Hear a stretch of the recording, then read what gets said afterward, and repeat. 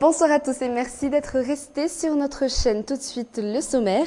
La Commission nationale des bourses d'études extérieures ou CONABEX doit près de 13 milliards d'arrière à l'agence Campus France.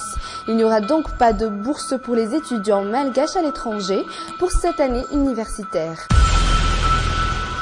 7 candidats à l'élection présidentielle ont signé la charte du FIAVAN. C'était ce matin au centre de conférence internationale d'Ivat. Plus de 7 millions de Syriens quittent le pays à cause de la guerre civile. Ils sont à la recherche d'une terre d'accueil pour se réfugier.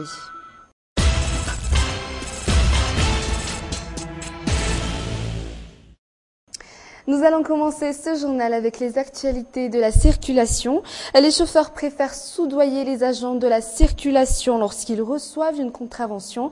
Quelle pourrait en être la raison? Les réponses dans ce reportage de Mapiona Lavalsan. Au lieu de payer les contraventions au commissariat central de Tiaralalan, les conducteurs préfèrent soudoyer les agents de la circulation. Moins d'argent à payer et les papiers leur reviennent au moment où ils paient. Si d'habitude, cela prend 24 heures pour les reprendre au commissariat de Tiaralalan. Les contraventions sont limitées à la somme de 4 000 arrières. Les conducteurs préfèrent donc corrompre les agents de police. Quelquefois, on peut s'arranger et ils ne nous prennent pas nos papiers.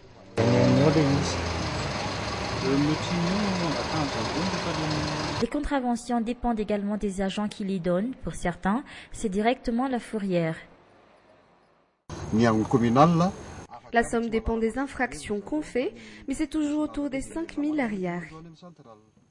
L'octroi d'une contravention est régi par une loi et la reprise des papiers passe également par certaines étapes. Pour les agents communaux, il n'y a aucune autre issue à part la fourrière. Les agents nationaux, eux, collent une amende à payer à la centrale.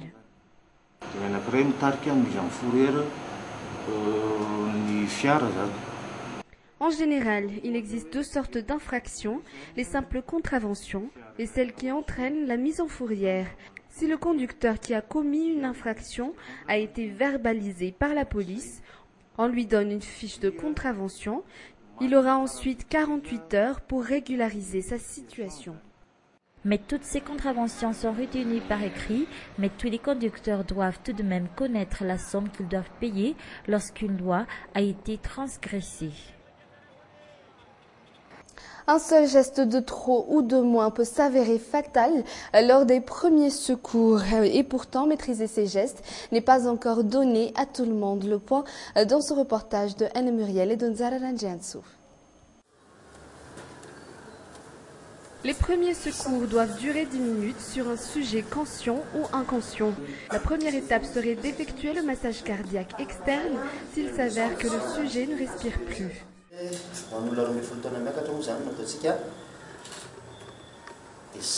Pour une personne de moins de 12 ans, on fait 100 à 120 compressions par minute.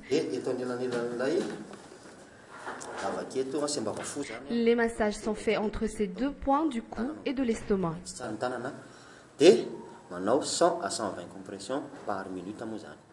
Si le sujet ne se réveille pas encore, on le met de suite dans la position latérale de sécurité, une main en angle 90 degrés.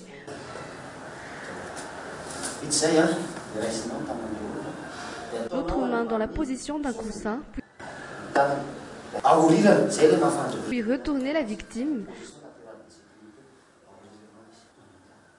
ouvrir sa bouche et toujours vérifier sa respiration.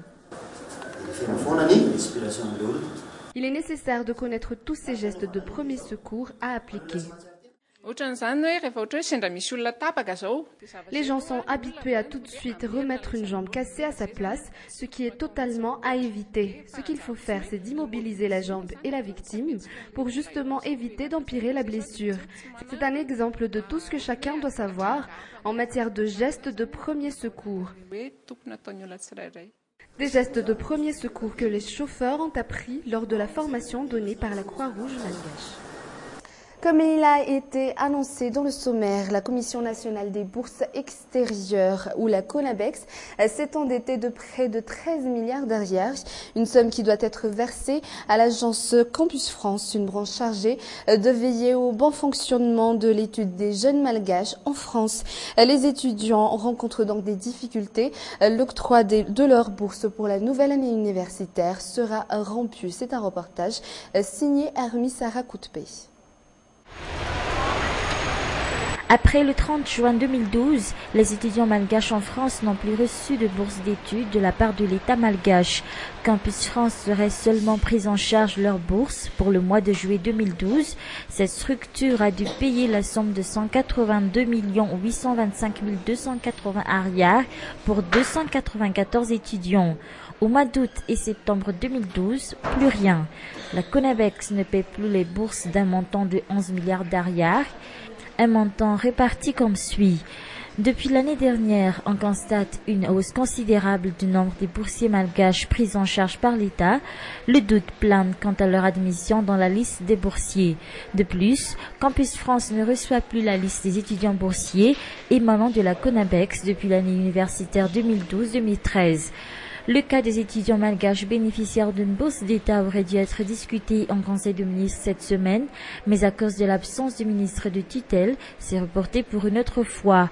De son côté, la CONABEX, accusée de partout dans cette affaire, se fait très discrète. Joint par téléphone, la nouvelle secrétaire permanente de cette structure affirme ne pas être au courant de ce dossier brûlant, ni le fonctionnement de la CONABEX. Des explications qui sonnent mal venant de la première responsable de cette structure. Silence radio également du côté du ministère de l'Enseignement supérieur sur le cas de ces boursiers malgaches établis en France. 7 candidats en lice à l'élection présidentielle ont signé la convention de Fiavanen, une initiative du Conseil de la réconciliation nationale. Il s'agit pour le FFM de créer un climat d'apaisement avant, après et pendant les élections. Mambaouka Fechanen. Charte du Fiavanen, c'est l'objet des discussions de ce matin au Centre de conférence internationale d'Ivat. Le FFM en est l'initiateur.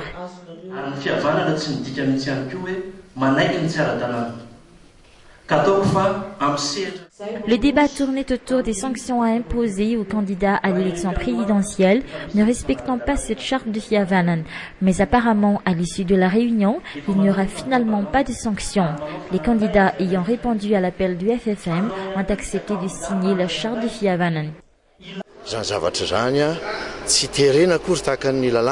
On n'est pas obligé de le faire. On n'est pas également obligé d'imposer des sanctions à quiconque ne respectant pas cette charte. Pour notre part, il faut le vivre. J'ai déjà dit que je suis le candidat de Fiavanen. C'est pourquoi j'ai tenu à le signer en premier.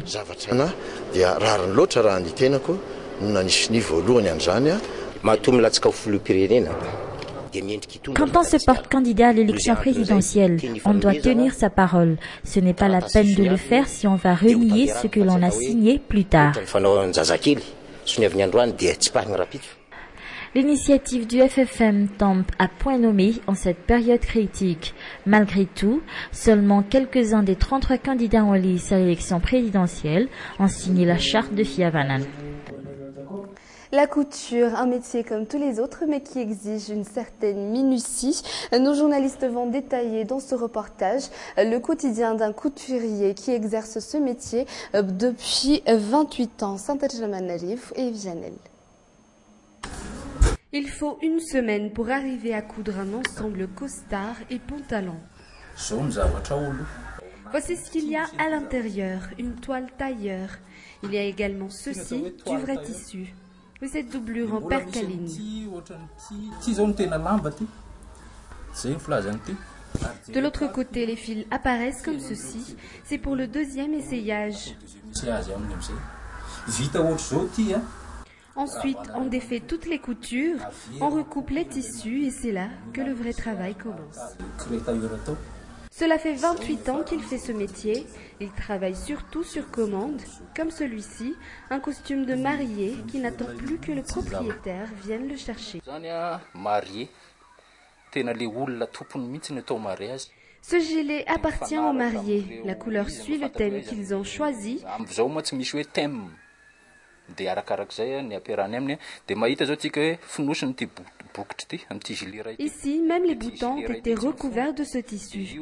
Les clients font leur choix, mais je les donne quelques conseils également. Fa za ihany koa manome sosokevitra azy dia zay tiany eo. La machine à coudre se trouve dans la pièce à côté. Ici, il termine de coudre un pantalon. Avant les finitions, il reste encore à faire les zigzags et les points droits. Et les fils à utiliser sont de couleurs différentes. Ils sont 5 à gérer cet atelier. Ils établissent un délai de 1 mois à peu près pour finir une commande. Et malgré les costards tout faits vendus dans les magasins, beaucoup d'hommes préfèrent encore faire leurs costards par de vrais couturiers, surtout ceux qu'ils vont porter en de grandes occasions. Et c'est ainsi que se termine le journal. Merci de l'avoir suivi. Excellente suite de programmes sur Viva. Au revoir.